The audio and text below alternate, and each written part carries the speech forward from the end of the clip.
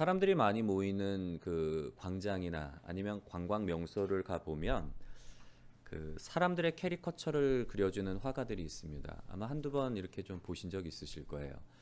근데 이 화가들을 보면 그 앞에 있는 그 손님, 상대방의 그 특징들을 굉장히 잘 잡아내요. 그래서 그 특징들을 가지고 굉장히 쉽고 빠르게 그림을 그려내는 모습을 좀 볼 수가 있습니다. 그리고 그분들이 그려준 그림을 보면 한눈에 봐도 아 이거 딱 난데? 그걸 알 수 있을 정도로 나도 몰랐던 나의 특징들을 굉장히 잘 잡아내는 그런 모습들을 좀 볼 수가 있는데요. 요한복음 1장 1절에서부터 4절의 말씀을 보면 사도 요한이 예수님에 대해서 예수님이 과연 어떤 분이신가에 대해서 기록하고 있는 말씀입니다. 1절부터 4절의 말씀을 보면 태초에 말씀이 계시니라. 이 말씀이 하나님과 함께 계셨으니 이 말씀은 곧 하나님이시니라. 그가 태초에 하나님과 함께 계셨고 만물이 그로 말미암아 지은 바 되었으니 지은 것이 하나도 그가 없이는 된 것이 없느니라. 그 안에 생명이 있었으니 이 생명은 사람들의 빛이라 라고 그렇게 사도 요한이 예수님에 대해서 예수님이 어떤 분인가에 대해서 설명을 하고 있는데요. 여러분 사도 요한이 예수님에 대해서 설명을 할 때에 사용되는 단어들 뭐가 있죠? 빨간색 글씨로 표시된 단어들을 본다면 말씀이 있고 생명이 있고 빛이라는 단어를 가지고 예수님이 어떤 분인가를 설명을 하고 있어요. 마치 캐리커처를 그리는 화가들이 상대방의 어떤 특징을 딱 잡아내서 그림을 그리는 것처럼 사도 요한은 예수님에 대해서 이 세 단어를 가지고 표현을 하고 있어요. 말씀, 생명, 빛. 특별히 오늘 본문 8장 12절의 말씀을 보면 예수님께서 자신에 대해서 뭐라고 말씀을 하시는가 하면 나는 세상의 빛이니 나를 따르는 자는 어둠에 다니지 아니하고 생명의 빛을 얻으리라 라고 그렇게 말씀을 하세요. 요한복음에 보면은 여러 가지 예수님이 자신에 대해서 밝히는 말씀들이 나오세요. 나는 뭐 생명의 떡이니, 나는 양의 문이니, 나는 포도나무니 이런 식으로 자신에 대해서 밝히는 말씀들이 있는데 오늘은 그 중에 빛 대신 예수님에 대해서 좀 살펴보려고 합니다. 나는 생명의 빛이니, 세상의 빛이니 라고 그렇게 말씀을 하세요. 여러분 빛이 비추면 어둠이 밝게 밝은 장소로 바뀌게 된단 말이에요. 예수님께서는 자신을 가리켜서 세상의 빛이다라고 그렇게 말씀을 하셨는데 이때의 빛은 단순히 세상의 어둠을 밝힐 뿐만 아니라 그 빛을 따르는 자들에게 뭘 준다고 말씀을 하시죠? 생명을 주시겠다고 말씀을 하세요. 빛 대신 예수님이 세상 가운데 오실 때에 단순히 세상의 어둠만이 밝아질 뿐만 아니라 그 빛으로 인해서 생명을 주신다는 거예요. 근데 사실 저는 이 말씀을 좀 이전까지 말씀을 이렇게 이 말씀을 읽을 때마다 좀 이해가 되지 않았던 부분이 있었어요. 어떻게 빛과 생명이 어떤 관계를 통해서 빛이 생명을 줄 수 있을까? 그게 사실 이 말씀이 그냥 무슨 뜻인지는 알겠는데 명쾌하게 그게 저한테 이렇게 뭐 해석이 되고 이렇게 막 확실하게 다가오지는 않았어요. 그러다가 이제 최근에 빛과 이 생명의 관계가 확실하게 정립이 됐는데 우리 들어오시다 보면은 엘리베이터 양쪽으로 화분이 놓여져 있잖아요. 원래 저 화분이 이 강단 위에 이렇게 좌청룡 우베코처럼 놓여져 있던 화분이었습니다. 저희가 이제 믿음교회 이 자리로 와서 이제 예배를 드리게 되고 뭐 그 감사 예배를 드릴 때에 아는 지인 권사님들이 이제 선물을 보내주신 축하한다라는 의미에서 보내주신 화분이었는데 화분이 무게가 꽤 많이 나가요. 그래서 처음에는 이 강단에다 두었다가 이제 평일에는 이제 제가 들어서 물도 주고 막 이제 먼 거리는 아니지만 그렇게 이동을 하면서 물도 주고 또 이렇게 좀 옮겼어요. 근데 이게 한 1년 반 정도 하다 보니까 너무 힘들더라고요. 이게 굉장히 무거워요. 그래서 이거를 매번 이렇게 막 왔다 갔다 하는 게 좀 쉽지 않아서 한 1년 반 정도 되니까 꾀가 나서 이제 좀 게을러지더라고요. 게을러지다 보니까 어느 순간부터 이 잎들이 막 떨어지는 거예요. 잎들이 떨어지고 그 잔 가지들이 툭툭툭툭 부러지듯이 막 이렇게 떨어지더라고요. 야, 이게 도대체 왜 그럴까? 이렇게 점점 이렇게 좀 죽어가는 것 같은 모습을 보면 뭔가 좀 이상이 생길 것 같은데 그래서 좀 걱정하면서 안 되겠다. 그래도 선물 받은 이 화분인데 좀 잘 키워야 되잖아요. 주신 분의 성의를 생각해서. 그래서 이제 화분 받침, 바퀴가 달린 화분 받침을 샀습니다. 왜냐면 들고 나르니까 너무 무거워서 진작에 그랬어야 되는데. 뒤늦게 그 바퀴 달린 화분 받침을 사서 거기다 놓고 이제 이동을 하다 보니까 좀 편하더라고요. 그래서 이제 일주일에 이제 꼬박꼬박 한 번씩 물 주고 그리고 예배가 없는 날은 친교실에 이제 창문 열어놓고 빛을 좀 받을 수 있도록 그렇게 한 달 반, 지금 거의 한 2달 정도 돼가는 것 같은데 여러분 어떻게 됐을까요? 네, 살아나더라고요. 그렇게 막 잎이 떨어지고 점점 메말라 가던 그 화분이 살아나는 거예요. 근데 제가 느낀 게 뭔가 하면 이 빛이 정말 생명이구나. 그 전까지는 그걸 몰랐던 거예요. 그냥 왜 얘들이 왜 이렇게 말라갈까? 얘들이 왜 이렇게 죽어갈까? 그러다가 물 이제 일주일에 한 번씩 고정적으로 물을 주고 햇빛을 쐬게 하니까 정말 새 잎이 돋아나고 새 가지가 돋아나더라고요. 그러면서 제가 이 말씀이 깨달아진 거. 빛과 생명이라는 게 이렇게 관계가 있구나. 식물이 자라는 데 있어서 빛이 중요한 요소가 아니라 정말 필수 요소구나. 그게 깨달아지는 거예요. 여러분 식물뿐만 아니라 우리의 영혼도 마찬가지예요. 우리의 영혼에도 빛 대신 예수님이 필요하단 말이에요. 예수님이 없으면 우리의 영혼도 죽을 수밖에 없는 거예요.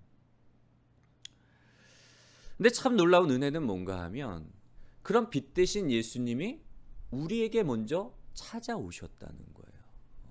우리가 흔히 가리켜서 빛과 어둠이라고 이야기를 할 때 어떤 상징적인 의미가 있는가 하면 빛은 하나님의 통치가 이루어지는 영역을 가리켜서 빛이라고 말을 해요.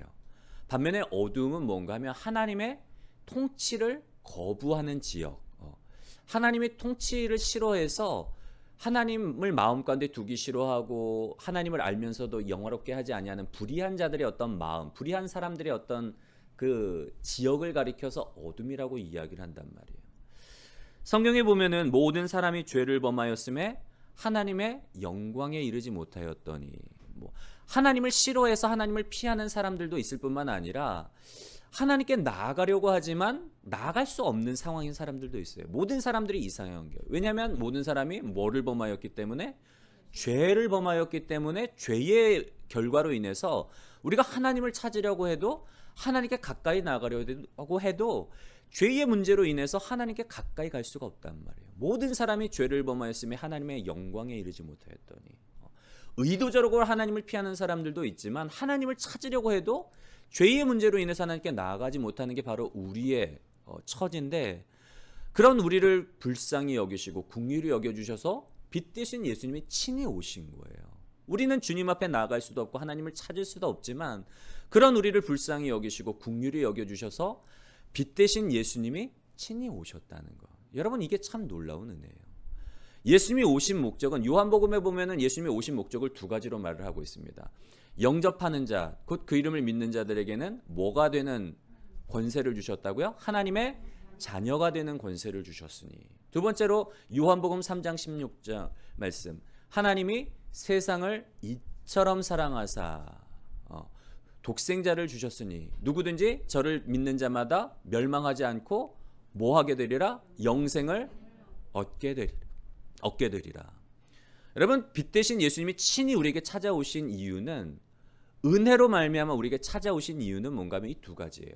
우리를 하나님의 자녀 삼아 주시고 우리에게 영생을 주시기 위해서 빛 대신 예수님이 찾아오셨는데 2000년 전에 유대 지역과 갈릴리 지역에 살고 있는 사람들에게만 찾아오신 것이 아니라 오늘 우리에게도 동일하게 찾아오셨어요.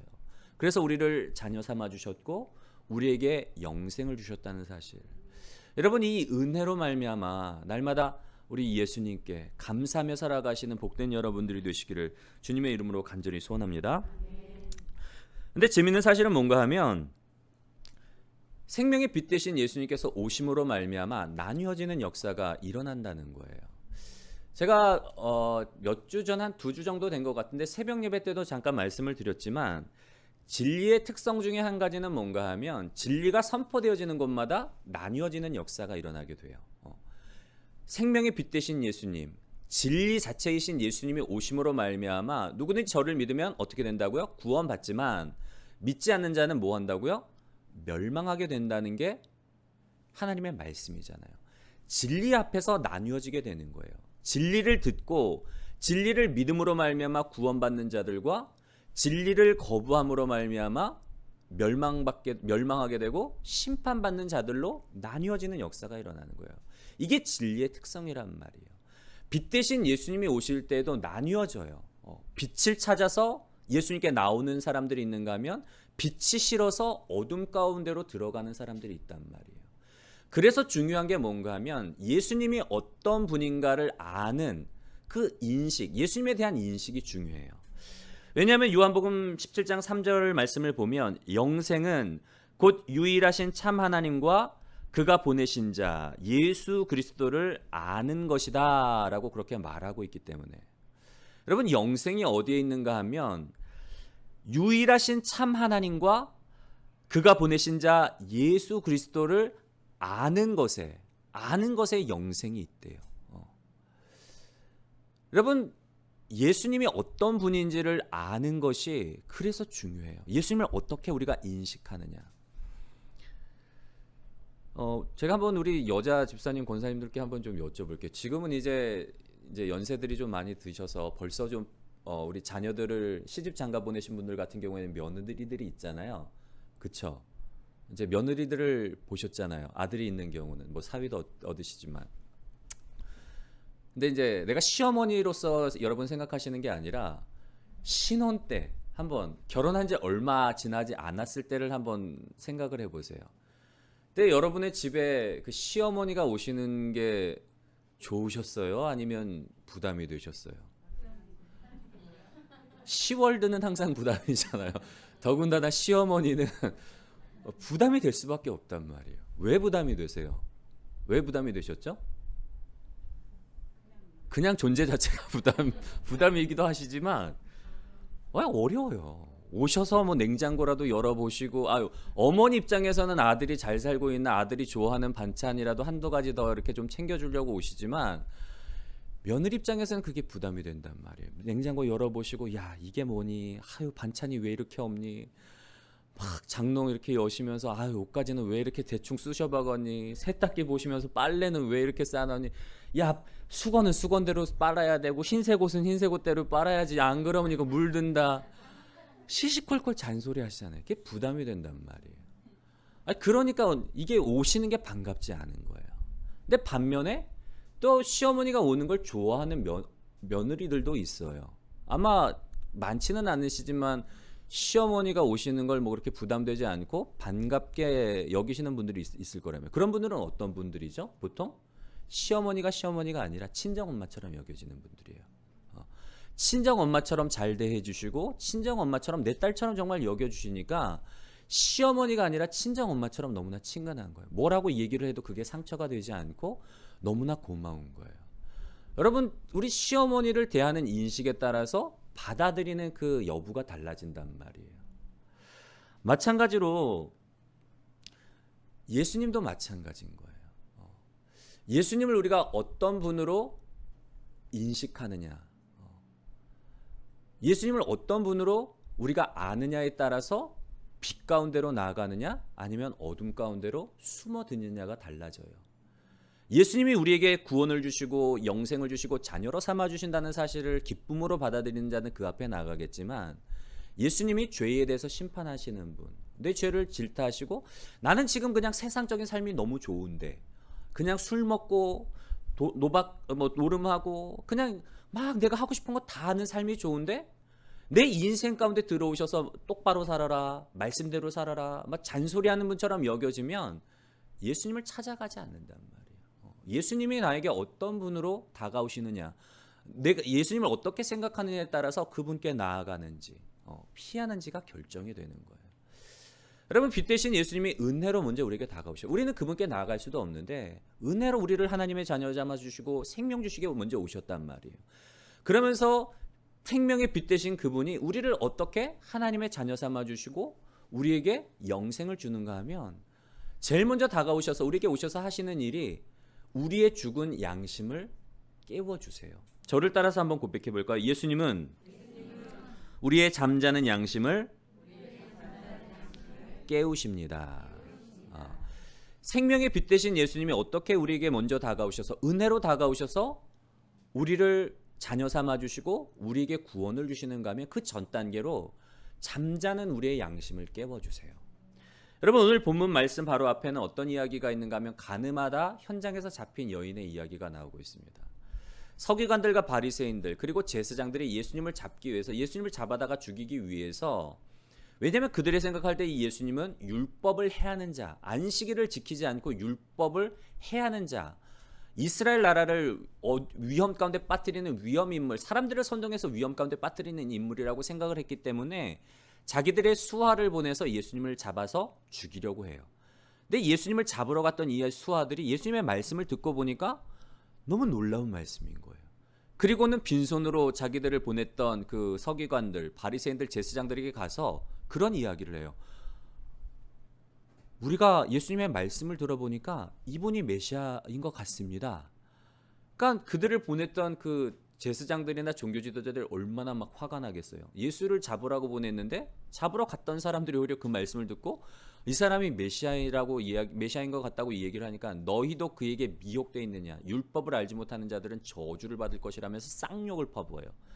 그리고는 안 되겠다, 이제는 우리가 직접 잡아야 되겠다, 그렇게 생각을 하고 있던 차에 불륜 커플이 발각됐다라는 그런 소식이 들려오는 거예요. 불륜을 저지르다가 현장에서 잡혔다라는 소식을 듣고서 이걸 기회로 삼아서 예수를 좀 잡아야 되겠다. 그리고는 그곳에 가서 그 간음하던 여인을 무자비하게 끌어다가 예수님 앞에 던져놔요. 그리고는 선생이요, 모세가 율법에 이렇게 간음한 여인을 돌로 치어서 죽이라고 말했는데 선생님은 뭐라고 말씀하시겠습니까? 라고 그렇게 질문을 해요. 근데 이들이 이렇게 질문을 한 이유는 뭔가 하면 예수를 잡을 어떤 그 빌미를 잡으려고 그렇게 질문을 하는 건데, 여러분, 만약에 예수님께서 모세의 율법대로 돌로 치라 그러면 로마의 법을 가지고 예수님을 죽이려고 했던 거예요. 왜냐하면 이 사람을 죽일 수 있는 권한이 왜냐하면 당시에는 로마의 지배를, 이 이스라엘의 지배를 받고 있었기 때문에 사람에게 사형을 언도할 수 있는 건 로마 총독밖에 없었어요. 그런데 예수가 율법을 따라 이 여인을 돌로 치라고 하면 그 로마법을 가지고, 분명히 로마법에는 우리 법으로는 사람을 죽일 수 있는 권한이 없는데 이 자가 로마법을 무시하고 사람을 죽였다. 그래서 거기에 로마법에 그 기대서 예수를 죽이려고 했고, 만약에 반대로 율법에는 돌로 치라 했지만 여인을 사랑으로 놓아주라 한다면 율법을 어긴 자로 심판하려고. 여러분, 이건 정말 빼박인 거예요. 빼도 박도 못할 정도로 꼼짝없이 당할 수밖에 없는 상황인데 예수님이 그걸 모를 리가 없잖아요. 알고 계셨는데 예수님은 뭐라고 말씀을 하셨는가 하면 먼저 땅에다 무언가를 쓰세요. 그러더니만 일어나서 뭐라고 말씀하시는가 하면 너희 중에 죄 없는 자가 먼저 이 여인을 돌로 치라. 너희 중에 죄 없는 자가 먼저 돌로 치라는 거예요. 그러니까 예수님의 이 말씀을 듣고 이 여인을 막 정죄하려고 양손에 돌을 가지고 있고 막 심판하렸던 이 사람들이 그 말씀을 듣고 보니까 찔림이 오는 거예요. 양심의 가책을 받고, 나도 생각해보니까 나도 죄인이거든요. 마음으로 음란한 마음을 품었고 누군가의 물건을 탐했고 때로는 훔치기도 했고 거짓말하기도 했고 사기치기도 했고, 생각해보니까 나도 죄인인 거예요. 그래서 그 양심의 가책을 받고 어른으로부터 아이까지 하나둘씩 다 이렇게 돌아갔다라고 성경은 기록을 하고 있는데요. 여러분, 예수님께서 오셔서 하신 일이 이거예요. 잠자던 우리의 양심을 깨우세요. 근데 사실 그렇잖아요. 여러분, 양심이 깨어난다는 게 꼭 기쁜 일만은 아니에요. 왜 그럴까요? 양심이 살아나면 내가 피하고 싶은, 내가 부정하고 싶은 나의 실체를 마주해야 되기 때문에 양심이 살아난다는 것, 양심이 깨어난다는 게 꼭 기쁜 일은 아니란 말이에요. 그럼에도 불구하고 예수님께서 우리의 잠자던 그 양심을 깨우시는 이유는 뭔가 하면 우리의 실체를 바라보라는 거야. 우리가 얼마나 깊은 어둠 가운데 있었으며 우리가 이전에는 얼마나 어둠을 사랑했었고 하나님을 싫어하고 그냥 세상적인 쾌락, 세상적인 정욕, 세상적인 욕심을 채우기 위해 살아왔는지, 내가 얼마나 죄악으로 가득 차고 얼마나 탐욕으로 가득 차고 얼마나 음란으로 가득 찬 영혼인지를, 그전까지는 양심을 죽이면서 합리화를 시키면서 양심을 죽이면서 내가 하고 싶은 거 다 했단 말이에요. 그런데 빛 대신 예수님이 딱 내 영혼을 조명해 주시니까 다 드러나는 거예요.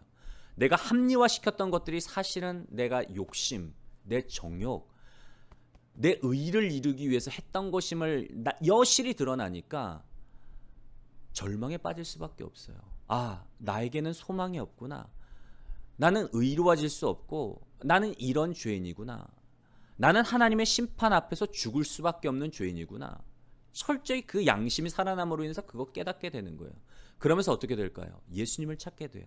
나에게는 소망이 없기 때문에 도저히 나의 힘으로는, 내 힘으로는 구원받을 수 없고 의로워질 수 없고 내 힘으로는 하나님의 뜻에 이를 수 없기 때문에, 그렇기 때문에 이제 예수님을 찾게 된단 말이에요. 그래서 예수님께서 우리의 양심을 깨워주세요. 비록 양심이 살아난다는 것이 우리의 입장에서 봤을 땐 썩 유쾌한 일은 아니에요. 왜냐하면 피하고 싶고 마주하고 싶지 않은, 인정하고 싶지 않은 내 실체를 대면하기 때문에 우리 입장에서는 참 껄끄러운 일이지만, 그러나 그것이 우리를 살리는 일이기 때문에. 시어머니가 와서 냉장고 다 헤집어 놓고 그럼 얼마나 부끄러워요. 장롱에 옷가지들 개놓지 않고 대충 오신다 그러니까 여기저기 해갖고 탁 쑤셔박았던 거 탁 펼쳐가지고 이러면 얼마나 부끄러워요. 여러분, 근데 예수님께서 오셔서 하신 일은 그 정도의 일이 아니에요.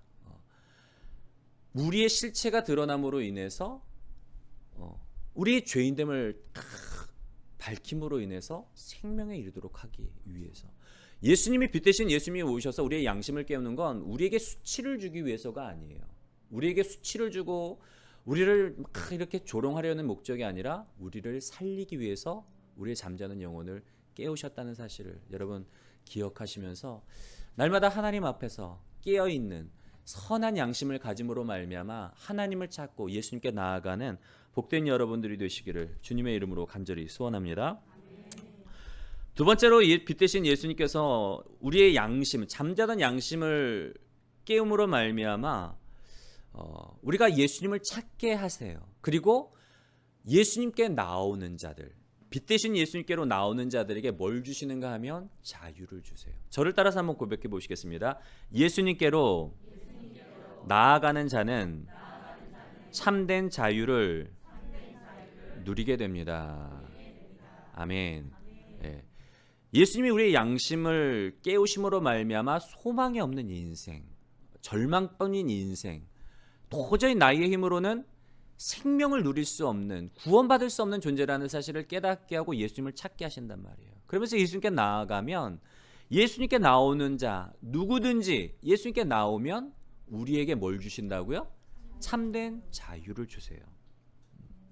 누가복음 4장 16절부터 19절의 말씀을 보면 예수님께서 이제 본격적으로 요한에게 세례를 받고 광야에서 시험 받으신 이후에 본격적으로 사역을 시작하실 때의 말씀을 기록한 말씀인데요.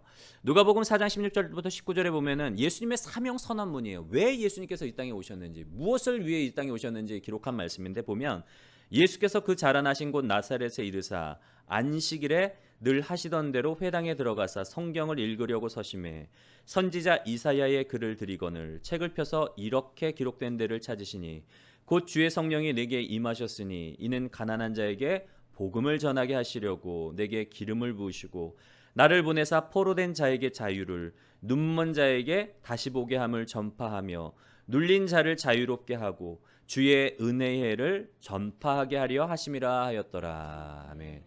하나님께서 예수님을 이 세상 가운데 보내신 이유, 성령으로 기름 부어주신 이유가 가난한 자에게 복음을 전하게 하실 뿐만 아니라 눈먼 자가 다시 보게 하고 갇힌 자가 자유케 되고 포로된 자에게 자유를 주시기 위해서, 하나님의 은혜를 선포하기 위해서 예수님을 보내셨다는 거예요. 내가 그 이유로 왔다는 거예요.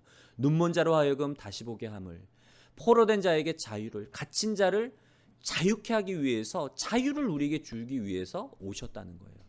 죄 아래서 죄의 종로를 타던 우리를 풀어주셔서 하나님의 자녀로 하나님의 은혜 아래서 진정으로 누리는 삶, 참된 자유를 누리도록 하기 위해서 오셨다는 거예요. 여러분, 가늠하다 현장에서 잡힌 여인들, 그 여인을 정죄하려고 둘러섰던 사람들이 다 떠나가고 이제 그 자리에는 예수님과 여인만 남게 되잖아요. 그때 예수님께서 여인에게 뭐라고 말씀을 하시는가 하면, 너를 정죄하는 사람들이 어디 있느냐? 너를 정죄한 사람이 없느냐? 나도 너를 정죄하지 아니하노니 가서 다시는 죄를 범하지 말라. 그렇게 말씀을 하세요. 나도 너를 정죄하지 않는다. 다른 말로 하면 용서한다는 거예요. 그 현장 가운데서 꼼짝없이 죽을 줄로만 알았던, 이제 죽게 됐구나 두려움 가운데 벌벌벌 떨던 여인이 예수님의 그 한마디에 마음이 완전히 녹아내리는 거예요. 그 순간 예수님의 그 말씀으로 인해서 하나님의 사랑을 경험하게 되는 거예요. 그 용서의 사랑. 나와 같은 죄인을 용납하여 주시고 나의 모든 허물을 도말하여 주시는, 흰 눈처럼 씻어주시는 그 사랑을 경험하게 되는 거예요. 그러면서 진정한 자유가 찾아오는 거예요. 이전에 죄에 눌려있던 삶, 사람들의 평판에 막 짓눌려 있던 삶, 속으로부터 내적으로도 나는 용납받지 못할, 나는 더러운 사람이야, 스스로도 그렇게 올감했던 모든 속박으로부터, 죄의 속박, 그리고 스스로를 올감했던 여러 가지 사람들의 시선, 편견으로부터 비로소 자유함을 누리게 되는 거예요. 언제? 하나님의 사랑을 경험함으로 말미암아. 여러분, 빛 대신 예수님이 오셔서 잠자던 우리의 영혼을 깨우심으로 말미암아 예수님 앞에 나오게 하시고 예수님을 찾는 자들에게는 자유함을 주세요. 사랑 안에서 하나님의 자녀로서 진정한 자유를 누리게 하신다는 것. 바라기는 날마다 우리 살아계신 예수님, 빛 대신 예수님께로 나아가서 하나님의 자녀로서 우리에게 주신 이 참된 자유를 누리며 살아가시는 복된 여러분들이 되시기를 주님의 이름으로 간절히 소원합니다.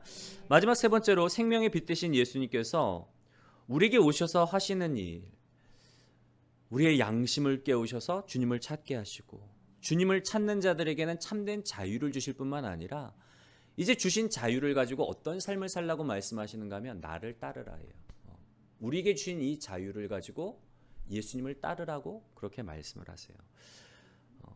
저를 따라서 한번 고백해 볼까요? 예수님은 우리에게 주신 자유를 가지고 주를 따르라고 말씀하신다. 아멘. 여러분, 탕자의 이야기 잘 아시잖아요. 정말 세상에 대한 어떤 동경을 가지고 세상에 나가서 참 멋들어지게 살고 싶은 그런 어떤 열망을 가지고 있던 한 청년이 아버지에게, 아버지, 내가 받을 유산을 미리 좀 땡겨주세요. 나 이 답답한 시골에서 살고 싶지 않고 도시로 나가서 좀 멋들어지게 살고 싶어요. 여러분, 사실 그 당시 배경으로 보면 이거는 사형감이에요. 살아있는 아버지한테 먼저 유산을 달라는 건 아버지 죽으라는 말과 다름이 없거든요. 그 자녀에 대한 생사 여탈권이 아버지에게 있기 때문에 아버지가 괘씸히 여기면 얼마든지 이 자녀를 돌로 쳐서 죽일 수도 있었어요. 그런데도 불구하고 아버지가, 그 탕자의 아버지가 자녀를 사랑하기 때문에 뜻을 들어줘요. 미리 재산을, 아들의 몫을 줘서 자기가 하고 싶은 대로 하게 한단 말이에요. 근데 자기 뜻대로 막 즐기고 유흥에 막 빠져서 여색에 빠져서 살다가 결국에는 다 이제 다 주신 재산을 다 날려버리고 이제 먹고 사는 게 너무 힘든 거예요. 어떻게 할까? 구걸해도 먹기도 어렵고 구걸해서 먹는 것도 쉽지 않고, 생각해보니까 아버지 집이 있는 거예요. 그래도 아버지 집에는 품꾼들도 넉넉하게 먹었는데 내가 아버지 집으로 가야겠다. 도저히 이제는 이곳에서 살 수가 없기 때문에 아들이라고는 내가 아들로서는 대접해달라고 요구하는 게 아니라 그냥 종으로, 한 명의 종으로라도 그냥 받아주셨으면 하는 마음을 가지고 마지막 그 걸음을 아버지 집으로 가잖아요. 근데 아버지가 자신의 생각과는 다르게 너무나 기쁘게 맞아주시는 거예요. 죽었다고 생각하는 내 아들이 살아 돌아왔기 때문에 종이 뭐냐 얘야. 나는 네가 죽은 줄 알았는데 네가 살아온 것만으로도 너무나 기쁘다.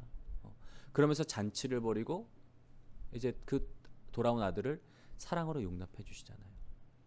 근데 만약에 만약에 이 아들이 그 아버지의 사랑에 너무나 감격해서 아버지 너무 감사해요.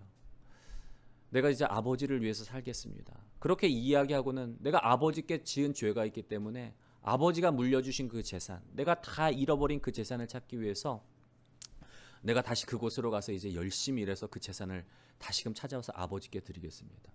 여러분 그렇게 말한다면 아버지가 어떨까요? 아버지의 마음이 어떨까요? 얘야, 재산 다 소용없다. 너 그 일 안 해도 돼. 내가 원하는 건 네가 그냥 나와 이 순간 함께 하는 거야. 아마 그렇게 말할 거야. 그 재산 나 필요 없어. 그냥 나는 네가 이곳에서 나와 그냥 함께 있었으면 좋겠어. 그게 부모의 마음이란 말이에요. 제가 아내랑 결혼할 때 저희 장인어른이 되게 좀 이제 좀 힘들어하셨던 부분 중에 한 가지는 뭔가 하면 제가 왜냐면 선교지에 있었기 때문에 사랑하는 딸이 멀리 떠난다는 그게 마음에 걸리시는 거예요. 그 부모님들 그렇잖아요. 자녀들이 만약에 저 외국에 있는 배우자를 만나서 간다 그러면 처음에는 좋으면서도 썩 좀 걱정이 되는 부분은 왜냐면 자주 못 보니까 옆에서 좀 보고 싶은데 그게 부모님의 마음이잖아요, 여러분. 이제 제가 제자교육 어제 토요 제자교육 때도 잠깐 말씀을 드렸었지만 저한테 최근에 좀 고민거리가 한 가지 있었어요. 그건 뭔가 하면 최근에 좀 뭔가 이렇게 좀 정체된 느낌이에요. 교회의 성장도 좀 정체된 것 같고 교회 성장뿐만 아니라 제 어떤 신앙의 성장도 뭔가 이렇게 좀 정체되어 있는 이유는 모르겠어요. 근데 뭔가 이렇게 좀 답답해요. 정체된 것 같고 도대체 이 정체된 이 상황을 내가 어떻게 돌파해야 될까? 굉장히 좀 답답한 마음이 있었어요. 다가 이제 이번 주에 저희가 이제 그 목요일에 만나교회에서 MMP 지원 교회들 정기 모임이 있어서 참석하게 됐는데 모임에 참석하면서 이제 목요 찬양 집회 이제 참석했는데 그때 이제 찬양하면서 하나님이 그거에 대한 답을 주시더라고요. 내 문제가 무엇이었나? 내가 왜 이렇게 정체된 것 같고 왜 이렇게 힘들어하는가를 깨닫게 해주시는 거예요. 제 문제는 뭔가 하면 제가 나름대로 우리 교회를 위해서 또 우리 성도님들을 위해서 매일 새벽 예배, 수요 치유 기도회, 토요 제자 양육, 주일 말씀을 전하기 위해서 정말 열심으로 말씀을 준비했어요. 왜냐하면 우리 성도님들에게 좋은 양질의 양식을 공급하기 위해서 나름대로 정말 열심히 책도 보고 말씀도 읽고 책도 보고 열심히 설교를 준비했단 말이에요. 저를 위한 일이 아니잖아요. 하나님을 위한 일이었단 말이에요. 그런데 그 과정 가운데 뭐가 빠져 있었는가 하면 하나님과의 만남이 빠져 있었던 거예요. 그냥 내 열심으로 내가 마치 열심히 공부해서 논문을 내고 내가 열심히 말씀 준비해서 설교 한 편을 탁탁탁탁 열심히 막 이렇게 우리 성도님들 앞에 이렇게 탁 차린 것처럼 마르다였던 거예요. 그냥 분주한 열심. 정말 중요한 건 매 순간순간 하나님의 임재를 경험하고 하나님을 만나고 하나님과 교제하는 일이 중요한데 주를 위해서 했지만 그 가운데 제일 중요한 하나님과의 만남이 빠져 있었던 거예요. 그러니까 그게 은혜가 되는 것이 아니라 나한테 일이 되고 점점 지치게 되고 메마르게 되는 무언가 정체된 것 같고 답답한 제 마음 그게 거기서 비롯됐다. 그걸 깨닫게 해주신 거예요. 찬양하는 가운데. 정말 중요한 게 하나님 안에 거하는 것이 중요하구나. 이번 주 토요 제자 양육의 내용이 그거였어요. 하나님의 현존 안에 거할 때의 유익과 그 실제. 여러분 창세기 그 77장 1절의 말씀에 보면은 하나님 앞에서 행하라. 그래야 하나님 앞에서 행하여 완전하라라고 그렇게 아브라함에게 이야기를 하고 있는데 이 창세기 17장 1절의 말씀을 라틴어 성경 불가타 번역본을 직역한 것으로 보면 어떻게 표현되어 있는가 하면 하나님의 현존 안에 거하라. 그리하면 완전하여지리라. 하나님 앞에서 행하여 완전하라는 명령문이에요. 너 이거 이렇게 해. 명령문인데 하나님의 현존 안에 거하라. 그리하면 완전하여지리라는 조건문이란 말이에요. 우리가 하나님의 현존 안에 하나님 안에 거하면 우리와 생생하게 지금 함께 하시는 그 하나님 안에 거하면서 하나님과 함께 하면 우리는 자연스럽게 완전해진다는 거예요.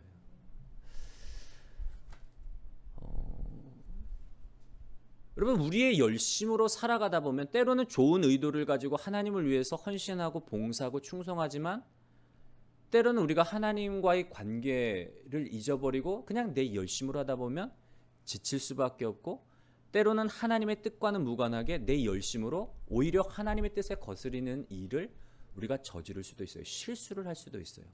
그러나 하나님 안에 거하면 늘 하나님 안에 거하면서 하나님의 선하시고 기뻐하시고 온전하신 뜻이 무엇인지를 분별하면서 그 뜻을 따라 하나님과 함께 한 걸음 한 걸음 나아가다 보면 자연스럽게 우리가 하나님의 요구에 세상에 완전하신 분은 하나님 한 분밖에 없단 말이에요. 우리는 완전한 존재가 아니에요. 우리는 불완전한 존재예요. 그러나 우리가 완전하신 하나님 안에 있으면 자연스럽게 우리도 완전해진다는 거예요. 잘못된 길로 갈까 염려하지 않아도 되고 걱정하지 않아도 되고 그냥 자연스럽게 하나님의 뜻을 이루기 때문에 완전하여지고 하나님의 뜻에 맞는 삶을 살아가다 보니까 자연스럽게 열매 맺는 삶을 살아갈 수 있다는 거. 그게 놀라운 축복이에요. 여러분 죄악의 유혹이 가득한 이 세상 가운데서 우리의 영혼이 정말 완전한 삶을 살기 위해서는 하나님의 그 현존 안에 하나님의 그 안에 거하는 일이 매 순간마다 하나님의 그 안에 거하는 일이 너무나 중요해요. 무엇을 먹든지 무엇을 마시든지 무엇을 행하든지 늘 하나님의 뜻을 생각하며 하나님 안에 거하는 여러분 복된 여러분들이 되시기를 주님의 이름으로 간절히 소원합니다. 이제 말씀 마무리합니다. 생명의 빛 되신 예수님이 먼저 우리에게 다가오셔서 우리의 잠자는 영혼을 깨우세요. 그래서 우리에게 우리의 힘으로는 도저히 소망이 없고 구원받을 가능성이 없다는 사실을 깨닫게 하심으로 말미암아 예수님을 찾게 하시고 그리고 예수님의 얼굴을 구하는 자들에게 하나님의 자녀로서 삼아주시고 그리고 우리에게 영생을 주시고 우리에게 참된 자유를 주실 뿐만 아니라 이제 그 우리에게 주신 이 자유를 가지고 뭐 하라고요? 예수님을 따르라는 거예요. 예수님을 따라서 하나님 안에 온전히 거하는 삶을 살아가는 것. 그것이 우리에게 주신 복이요 우리가 그 안에 거할 때 완전해지는 삶의 비결이라는 사실을 깨닫고 날마다 하나님 안에 거하시는 복된 저와 여러분들이 되시기를 주님의 이름으로 간절히 소원합니다.